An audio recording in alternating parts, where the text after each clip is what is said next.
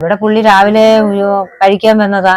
കഴിച്ചിട്ട് പുള്ളിയുടെ കുഞ്ഞിന് ആഹാരമായിട്ട് പോയിട്ട് ഞാൻ ദാ വരുന്നു എന്ന് പറഞ്ഞിട്ട് മോളുടെ അടുത്തോട്ട് പോയതാ. ദാ വരുന്നെന്ന് പറഞ്ഞ് പിന്നെ ഞാൻ അടുക്കള ഒരു ജോലി ചെയ്തുകൊണ്ടിരിക്കുമ്പോൾ ആൾക്കാർ അടുത്ത പുറകെ വരുന്നു, രഘുവണ്ണൻ എങ്ങനെ ഇരിക്കുന്നു. ഞാൻ അപ്പോഴാ അറിയുന്നത് രഘുവണ്ണൻ ഇങ്ങനെ സംഭവിച്ചെന്ന്. അപ്പൊ എന്താ സംഭവിച്ചത്? അത് പന്നി ഇടിച്ചിട്ട് സീരിയസ് ആയെന്ന് പറഞ്ഞ് അടുത്ത ഫോൺ വന്നു മരിച്ചു.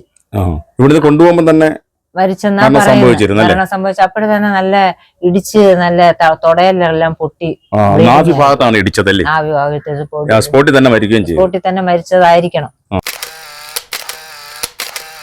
എന്റെ പേര് ലിസി ജോസ് എന്നാണ്.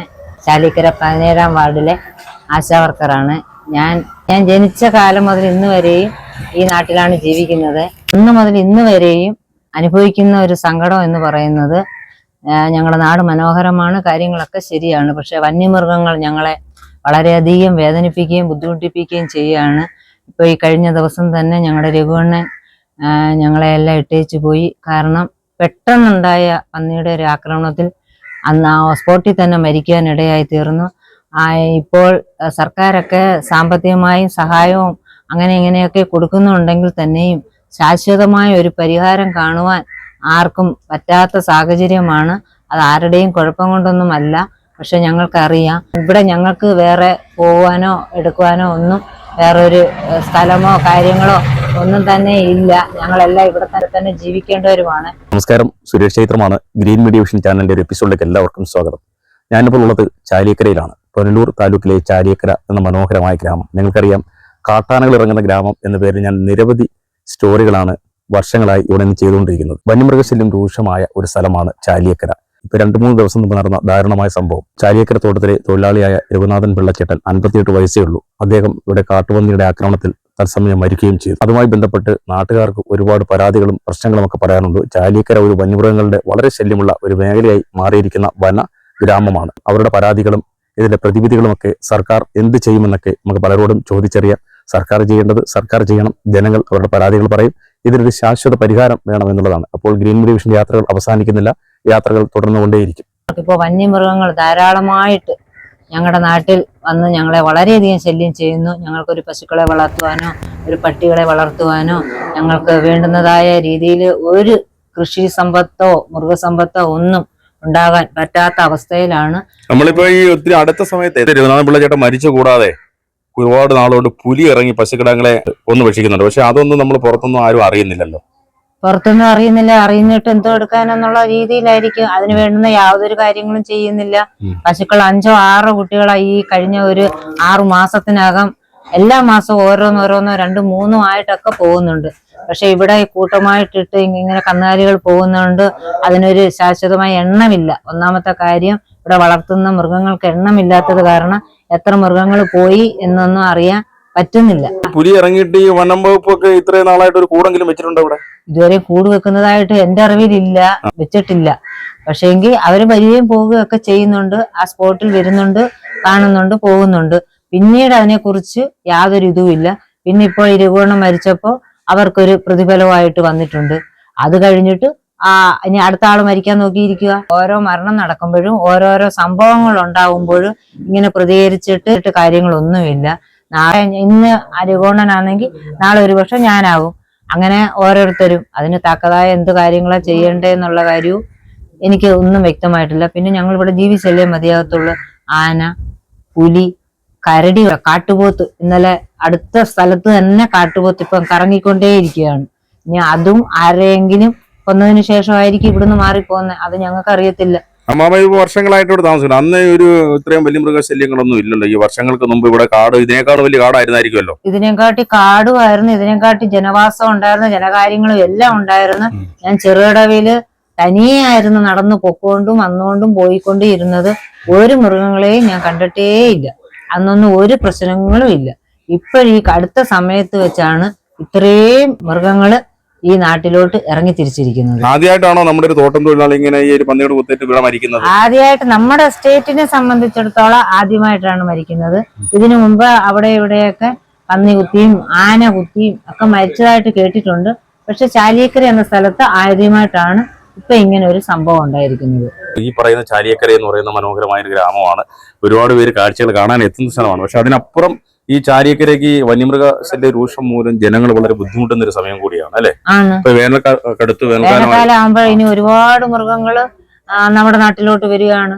ഞങ്ങൾ ഇനി എങ്ങോട്ട് പോകണോ ഞങ്ങൾക്ക് അറിയത്തില്ല. ഇനിയിപ്പൊ കഴിഞ്ഞ ദിവസം ഈ ആറ്റിന്റെ അരികത്ത് വരെ ആനകൾ വന്നു. എന്തുകൊണ്ടാണ് ഈ മൃഗങ്ങൾ ഇങ്ങനെ നാട്ടിലേക്ക് ഇറങ്ങാനൊരു കാരണം വേണമല്ലോ? അതിനവിടെ ആഹാരം കാണത്തില്ല, വെള്ളം കാണത്തില്ല. അപ്പോഴും വെള്ളം ആഹാരം തേടിയാന്നേലും മനുഷ്യരാന്നേലും മൃഗങ്ങളാന്നേലും വരുന്നത്. അതുപോലെ ആനകളും മൃഗങ്ങളും എല്ലാം അതിന് ആഹാരം തേടി വരുക. ഈ ആനയ്ക്കും മറ്റു മൃഗങ്ങൾക്കും കഴിക്കാൻ, അല്ലെങ്കിൽ മൃഗങ്ങൾക്ക് കഴിക്കാൻ മറ്റുള്ള മൃഗങ്ങളുണ്ടെങ്കിലും വന്യമൃഗങ്ങളായിട്ട് ആന ഇപ്പം ഒരു സസ്യഭോജി. ആനകള് എന്തുകൊണ്ടാണ് ഈ വനത്തിൽ ആഹാരം ലഭിക്കാത്തത്? ആനകൾക്ക് ആഹാരം ലഭിക്കാത്തതിന് പണ്ടൊക്കെ പ്രായം ചെന്നവരൊക്കെ പറഞ്ഞിട്ടേക്കുന്നത് വനത്തിൽ തീ വീഴും. തീ വീഴുമ്പോ അതിനകത്ത് ഈ വേണ്ടാത്ത അതെല്ലാം കരിഞ്ഞു പോകും. കരിഞ്ഞു പോയിട്ട് അടുത്ത മഴ വരുമ്പോ അതെല്ലാം ശക്തിയായിട്ട് കിളിർത്തു വരും. അതിന്റെ ആ വിത്തും കാര്യങ്ങളും എല്ലാം ഒരുപാട് ആയി വരുമ്പോ അത് വളരുന്നതനുസരിച്ച് ആനകൾക്ക് തീറ്റ ഉണ്ടായിരുന്നു. എന്റെ അറിവ് ഈ വയസ്സിൽ വന്നവര് പറഞ്ഞു കേട്ടുള്ള അറിവാന്നേ, എനിക്ക് അതിനെക്കുറിച്ച് കൂടുതൽ അറിവില്ല. പക്ഷെ ഇപ്പോഴിങ്ങനെ ഈ കാട്ടിൽ തീ വീഴാത്തത് കാരണം മൂട്ടകളും അങ്ങനെയുള്ള ചെറിയ ചെറിയ ജീവികളെല്ലാം വളരെയധികം സമീപപ്രദേശത്തേക്ക് വരുന്നുകൊണ്ട് ഞങ്ങളെ ശല്യം ചെയ്യുന്നുണ്ട്. അപ്പൊ നമ്മൾ ഈ പറയുന്ന വനത്തില് തീ വീഴാത്തത് കൊണ്ടാണ് നമുക്ക് പുല്ലും മറ്റുള്ള ജൈവ വൈവിധ്യങ്ങളൊന്നും ഉണ്ടാവാം. അങ്ങനെ ഈ കാരണവരൊക്കെ പറയുന്ന കേട്ടിട്ടുള്ളു. ദൈവത്താൽ ഇങ്ങനെ കാറ്റടിച്ച് തീ വീഴുന്നൊക്കെ അന്ന് ഞാൻ കേട്ടത്. ചാലിയക്കര വനമേഖല പല ഭാഗത്തും ഏക്കർ കണക്കിന് ഭാഗത്ത് തീ വീണായിരുന്നു. ഇതൊക്കെ അന്നേരം തന്നെ അവര് പോയി ഫയർഫോഴ്സുകാർ അങ്ങനെയൊക്കെ വിളിച്ച് അവർ വേണ്ടുന്ന കാര്യങ്ങളൊക്കെ ചെയ്യുന്നു. അതുപോലെ സർക്കാർ പ്ലാന്റ് ചെയ്തിരിക്കുന്ന തേക്കും മറ്റു മലവേപ്പും അതുപോലെ അക്വേഷ്യൊക്കെ നശിച്ചു പോകുന്നു പറഞ്ഞാണോ ഈ തീ ഇടാത്ത?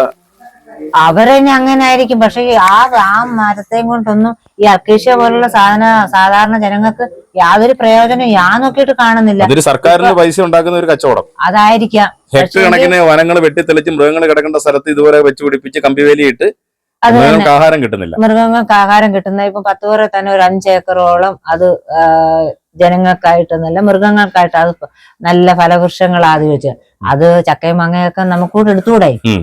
മൃഗങ്ങൾക്ക് വന്ന് കഴിക്കുന്നതോടൊപ്പം നമുക്കൂടെ എടുക്കാമല്ലോ. അത് നമുക്കും ആഹാരമില്ല. ഞാനും പറയുന്നത് ഈ ജനവാസ മേഖല അടുത്തുള്ള സ്ഥലങ്ങളിലൊക്കെ ഈ അക്കേഷ്യ മറ്റുള്ള മാഞ്ചി അങ്ങനെയുള്ള കാര്യങ്ങളൊക്കെ മാറ്റിയിട്ട് ഈ ഫലപുഷ്ടിയുള്ള സസ്യങ്ങളൊക്കെ വെച്ച് പിടിപ്പിച്ച മനുഷ്യർക്കും പ്രയോജനമാകും, ഇതുപോലുള്ള മൃഗങ്ങൾക്കും പ്രയോജനമാകും. ആനയ്ക്ക് കുളിക്കാനാന്നോ നനയ്ക്കാനാന്നോന്ന് പറഞ്ഞ് അവിടൊക്കെ 2 ചെക്ക് ഡാം പോലെ കെട്ടിയിട്ടിട്ടുണ്ടെന്ന് പറയുന്നു. പക്ഷെ അത് ഉണക്കാവുമ്പോ പറ്റുക. ചെക്ക് ഡാം ഇച്ചിരി കഴിയുമ്പോ അത് നിറയെ ചള്ളയും വെള്ളവും. അതിനകത്ത് ഈ മഴയത്തുള്ള സമയത്ത് അതിനകത്ത് വെള്ളമുള്ളു. ഇപ്പൊ അത് പറ്റി കാണും. ഇപ്പം വെള്ളമില്ല. അത് പേടിച്ച് നമ്മളെ ആക്രമിക്കുന്നു, നമ്മൾ പേടിച്ച് അതിനെ ആക്രമിക്കുന്നു. അതാ ഇപ്പം സംഭവിച്ചുകൊണ്ടിരിക്കുന്നത്. നമ്മളിപ്പോ നമ്മുടെ ജീവൻ പേടിച്ച് നമ്മൾ എന്തെങ്കിലും അങ്ങ് ചെയ്യും. അവരങ്ങനെ ചെയ്യല് ഇങ്ങനെ ചെയ്യല് ദേഹോപദ്രവം ചെയ്യലെന്ന് പറയും. കഴിഞ്ഞ ദിവസം രഘുവണ്ണൻ എന്തോ ദേഹോപദ്രവം ചെയ്തിട്ട് ഇവിടുന്ന് അങ്ങോട്ട് സംഭവം. ഇവിടെ പുള്ളി രാവിലെ കഴിക്കാൻ വന്നതാ. കഴിച്ചിട്ട് പുള്ളിയുടെ കുഞ്ഞിന് ആഹാരമായിട്ട് പോയിട്ട് ഞാൻ ദാ വരുന്നു എന്ന് പറഞ്ഞിട്ട് പോയതാ. മോടെടുത്തോട്ട് പോയതാ. ദാ വരുന്നെന്ന് പറഞ്ഞ് പിന്നെ ഞാൻ അടുക്കള ഒരു ജോലി ചെയ്തുകൊണ്ടിരിക്കുമ്പോൾ ആൾക്കാർ അടുത്ത പുറകെ വരുന്നു. രഘുവണ്ണൻ എങ്ങനെ ഇരിക്കുന്നു? ഞാൻ അപ്പോഴാ അറിയുന്നത് രഘുവണ്ണൻ ഇങ്ങനെ സംഭവിച്ചെന്ന്. അപ്പൊ എന്താ സംഭവിച്ചത്? അത് പന്നി ഇടിച്ചിട്ട് സീരിയസ് ആയെന്ന് പറഞ്ഞ് അടുത്ത ഫോൺ വന്നു മരിച്ചു. നല്ല ഇടിച്ച് നല്ല തൊടയെല്ലാം പൊട്ടി സ്പോട്ടിൽ തന്നെ മരിച്ചതായിരിക്കണം. പക്ഷെ അങ്ങ് ചെന്നപ്പോൾ ജീവനില്ല. വീടിനടുത്തെത്തുന്നതിന് മുമ്പ് എന്നാണ് ഈ സംഭവം നടക്കുന്നത്. 10:45-11 ഇടയ്ക്ക്. രാത്രിയിലല്ല. പണ്ട് രാത്രിയിലാണ്. പക്ഷെങ്കില് വേറൊരു സംഭവം എന്ന് പറയുന്ന പുള്ളി ഈ ബംഗ്ലാവ് എന്ന് പറയുന്ന സ്ഥലത്ത് അവിടെ വനവാ. രാവിലെയും വൈകിട്ടും ഇവിടുന്ന് പോയി വന്നുകൊണ്ടേയിരിക്കും. സംഭവിക്കണമായിരുന്നെങ്കിൽ ആ വനത്തിലായിരുന്നു സംഭവിക്കണം. കാരണം രാവിലെ വൈകിട്ടും പുള്ളി സമയഭേദമന്യേ പൊക്കോണ്ടിരുന്നതാ. 2 കാട്ടുപോത്തിനെ ഡെയിലി കാണുന്നതാ. വർഷമായിട്ടൊന്നും സംഭവിച്ചിട്ടില്ല. എന്നും എന്നോട് പറയും ഇന്നടത്ത് കാട്ടുപോത്തുണ്ട്, ഇന്നടത്ത് പുലിയുണ്ട്, ഇന്നടത്ത് ഇന്നതുണ്ട്. പക്ഷെ ആ സമയത്തൊന്നും പുള്ളി ഇത് സംഭവിച്ചില്ല. ഇത് എന്താ സംഭവിച്ചേ എന്നാ എനിക്ക് ഒരു പിടിയും കിട്ടുന്നില്ല. പറ്റണമായിരുന്നെങ്കിൽ അവിടെ പറ്റണമായിരുന്നു. അപ്പം പുള്ളി ഒരിക്കലും പ്രതീക്ഷിക്കാത്തടത്തായി സംഭവിച്ചേക്കുന്നേ. വർഷങ്ങളായിട്ട് വനത്തിൽ താമസിക്കുന്ന ആളാണ്. വനത്തിലും വനവും വീടും നല്ല വനവുമായിട്ടുള്ള നല്ല ബന്ധമുള്ള ഒരാളാ. കാട്ടുപോത്തിനെ എന്നും കാണുന്നത്. അക്രമം ഉണ്ടായിട്ടില്ല. പുള്ളി ഇതുവരെ അങ്ങനെ ആക്രമിക്കാനാണെങ്കിൽ പുള്ളി ആക്രമിക്കേണ്ട ഒരു പട്ടി പോലും കടിച്ചിട്ടില്ല. ഇതുവരെ ഒരക്രമവും പുള്ളിയുടെ ഭാഗത്തോട്ട് ഉണ്ടായിട്ടില്ല. അതുകൊണ്ട് ആർക്കും ഇതങ്ങോട്ട് വിശ്വസിക്കാൻ പറ്റുന്നില്ല, സഹിക്കാൻ പറ്റാത്ത. ഓരോരുത്തർ മരിക്കുമ്പോഴും നമ്മുടെ സർക്കാർ 10 ലക്ഷവും 15 ലക്ഷവും ഓരോരുത്തർക്ക് വീടും കൊടുക്കും, ഓരോ വീടും കൊടുക്കും, ഓരോരുത്തർക്ക് ജോലിയും കിട്ടും. അത് മതി. നിയന്ത്രിക്കാനുള്ള ഒരു സംവിധാനവും ഞാൻ നോക്കിയിട്ട് കാണുന്നില്ല. പക്ഷെ ഈ പറയുന്ന നമ്മൾ എന്ത് ചെയ്യാൻ പറ്റും? ഇപ്പൊ ഒരു കുരങ്ങനൊരു ശല്യം, മയിലൊരു ശല്യം, നമ്മൾ എന്ത് ചെയ്യാൻ പറ്റും? ഭയങ്കര ആനകളാ, 1, 2 ഒന്നും അല്ല, ഇപ്പൊ സെറ്റോടെ കുട്ടികൾ സഹിതമായിട്ട് ആനകൾ വരും. അവർക്ക് ഉചിതമാകുന്ന രീതിയിൽ നടപടികൾ സ്വീകരിക്കുക. അല്ലാതെ നമുക്കിപ്പൊ ഇന്നത് ചെയ്തതാ അത് ചെയ്തതാ. ഇപ്പൊ ഈ തന്നെ ആന വരാതിരിക്കാൻ വലിയ തൊഴിലുറപ്പുകാരെയും കൊണ്ട് എടുക്കാൻ വയ്യാത്ത കുഴികളെല്ലാം എടുപ്പിച്ചിടുന്നുണ്ട്. ഗവൺമെന്റ് എന്താന്ന് വെച്ചാൽ അത് ഏറ്റെടുത്ത് ചെയ്യട്ടെ, അല്ലാതെ ഇപ്പൊ എന്ത് ചെയ്യാൻ പറ്റും?